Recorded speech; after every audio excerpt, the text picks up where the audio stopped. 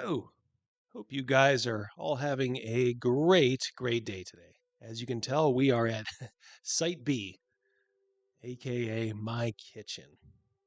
All right, so in the last couple of months, I've taken a closer look at some of the major RPG industry leaders and who they hire, as well as who they contract with.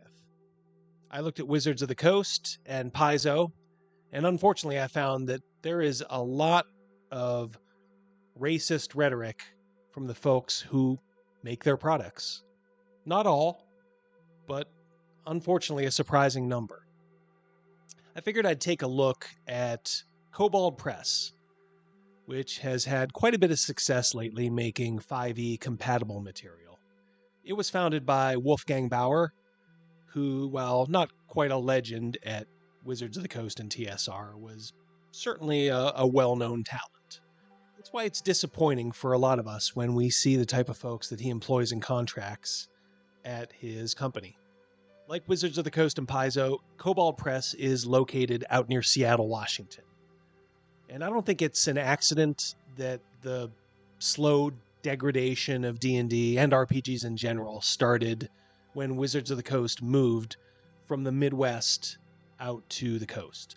The precepts espoused on the streets of Seattle were almost destined to find their way into the game that we all used to love.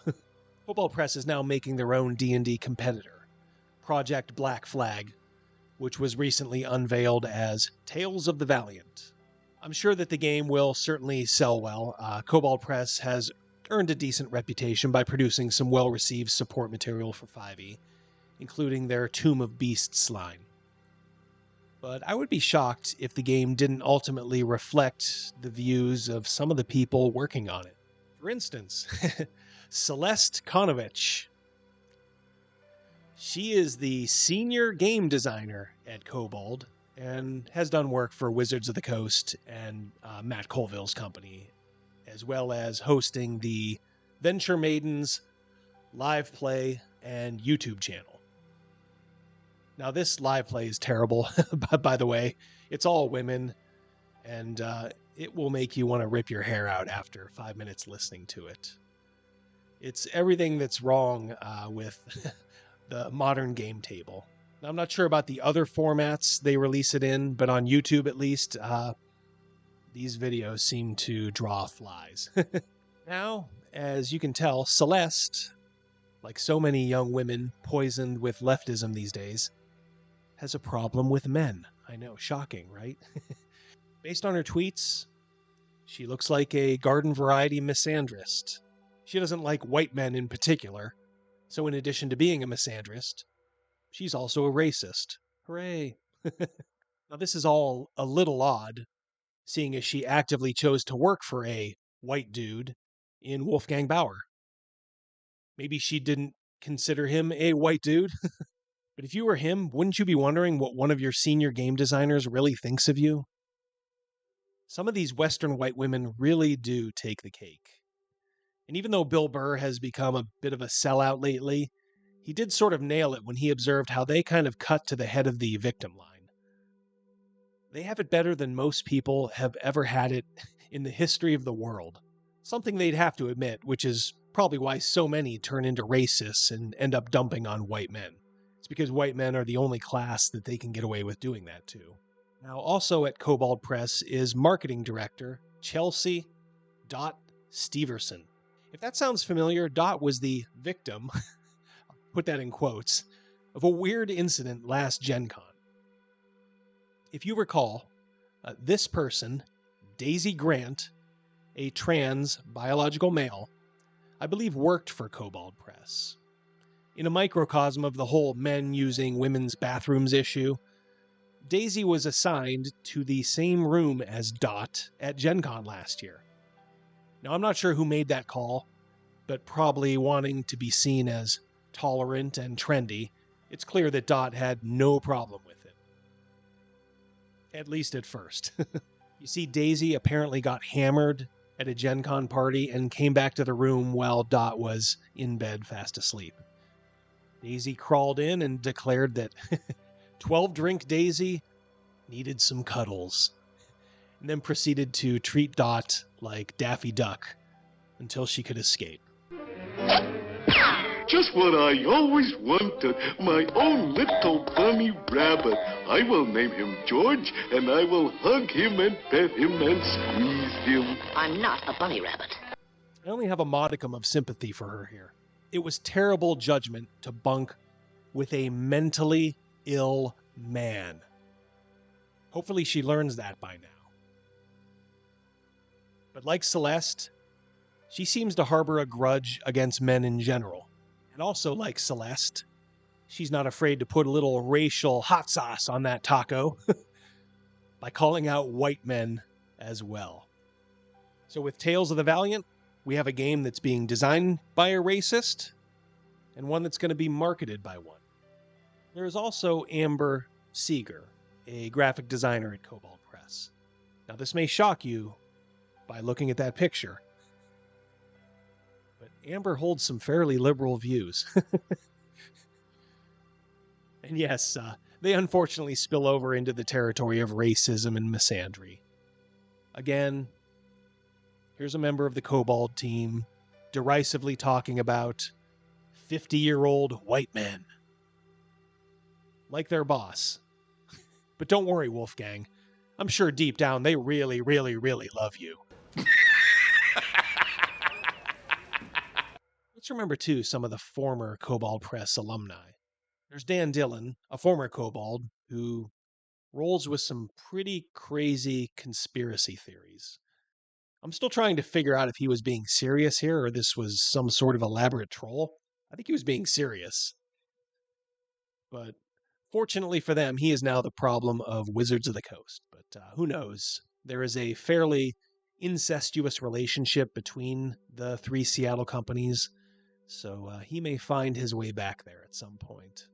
And how could we forget about our dear old friend, Sarah Madsen?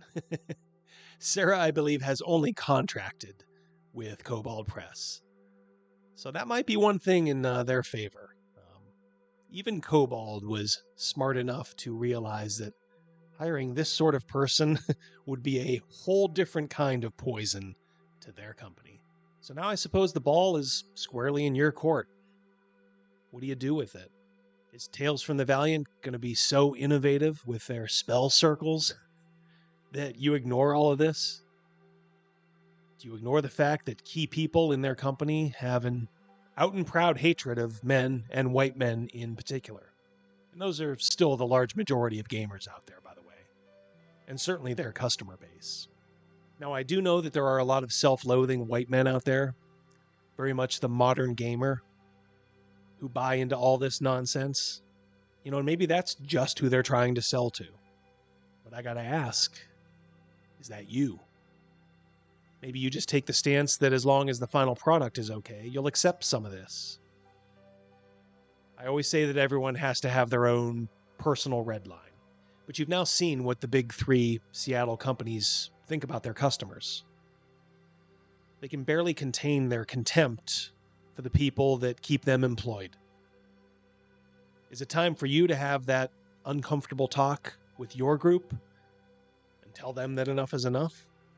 Plenty of options out there. And they include people and companies that don't hate you, at least not openly. You have RPG Pundit.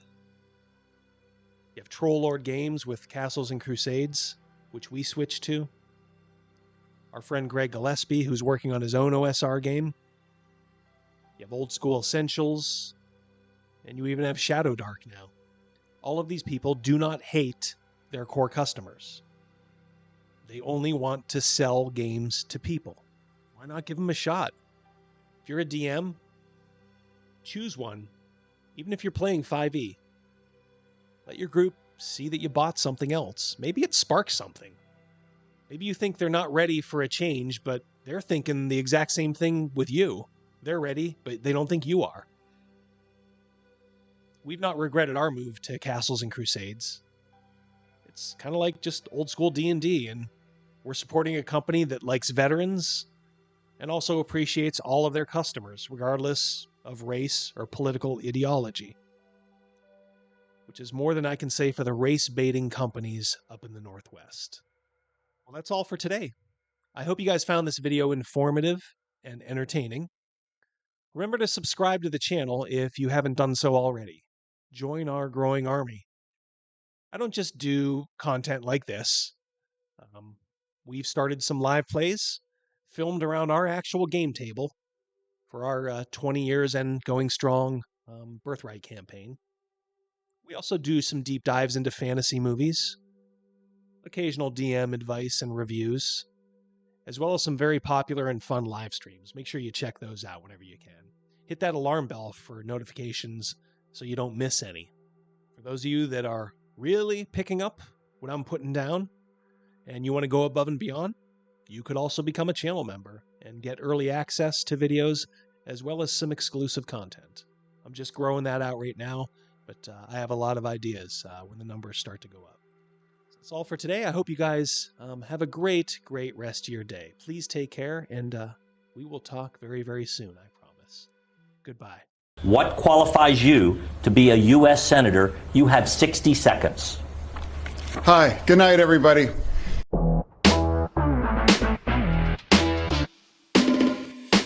Hey there, it's your boy Double D, and I want to tell you about a great offer from our friends over at Neckbeardia. That's right.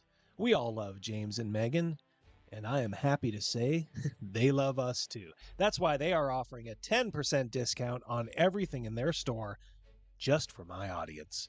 If you haven't done so already, check it out at the link in the description below. They work with a fantastic 3D artist to offer you miniatures with detail you have to see to believe. No need to print anything out. They will take care of that messy and smelly business on their end. All you need to do is pick out your next character or the next group of monsters your party is going to fight. They also have some pretty hilarious subclasses for you guys that are still playing 5th edition, all for less than a cup of coffee. They have adventures, Atomic Punk 2160 by the Basic Expert, t-shirts, and a lot more. Why not support people that don't hate you? Use the promo code DND10 for 10% off your order. And remember that shipping is free for orders over 50 pounds. That's just a little bit over $60 US. Visit them today and don't forget to use the promo code DND10.